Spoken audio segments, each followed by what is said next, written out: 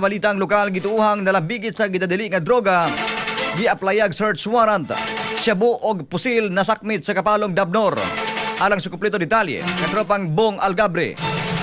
XFM Report. Iaplayan og search warrant ang gituoang nalambigit sa ginadiling droga human nga mitunog ang pangalan labi na sa mga anti-drug operasyon nga ipahigayon sa Kapalong Davao del Norte. Tungod niini, nasakpan sa kapulisan sa Kapalong Municipal Police Station ang usa ka sospitsado nga nilang alias Jude atol sa pagpatuman sa search warrant isip kabahin sa simultaneous anti-criminality law enforcement operations sa Kapalong Davao del Norte. Ang operasyon gipahigayon sa mga operatiba sa Kapalong Municipal Police Station uban sa 11 Osikan Company, Regional Mobile Force Battalion 11 og Provincial Intelligence Team og Regional Intelligence Unit ubos sa direktang pagdumala ni Police Major Braille F. Patalinghog ang Chief of Police. Na-recover gikan sa sospitsado ang unom ka pakete nga adunay sulod sa gidudahang shabu nga gibadabanang mutimbang sa 1.5 gramos ug usa ka brown pouch, usa ka .38 caliber revolver nga walay serial number ug adunay usa ka buhing bala. Sumala sa kapulisan ang tanang ebidensya galayon kining gimarkahan og inventaryo sa lugar sa operasyon subay sa chain of custody ug atubangan sa mga mandatoring saksi ug sa sospitsado mismo. Gipahibalo usab ang sospitsado sa iyang Miranda rights sa lokal nga pinulungan sa wala pa dad-an ngadto sa Kapalong Municipal Police Station alang sa booking dokumentasyon ug sa medical nga eksaminasyon. Matud pa ni Police Major Braille Patalinghog, ang malampusong operasyon nagapakita sa padayon nga paningkamot sa kapulisan sa pagbatok sa illegal nga droga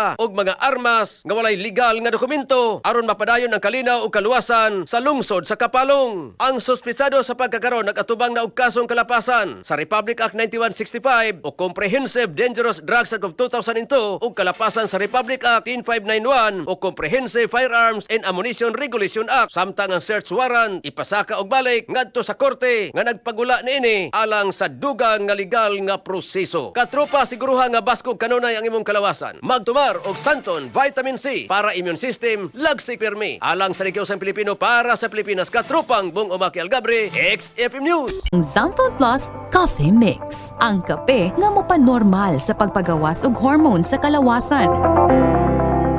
Mapalit sa mga butika sa inyong lugar.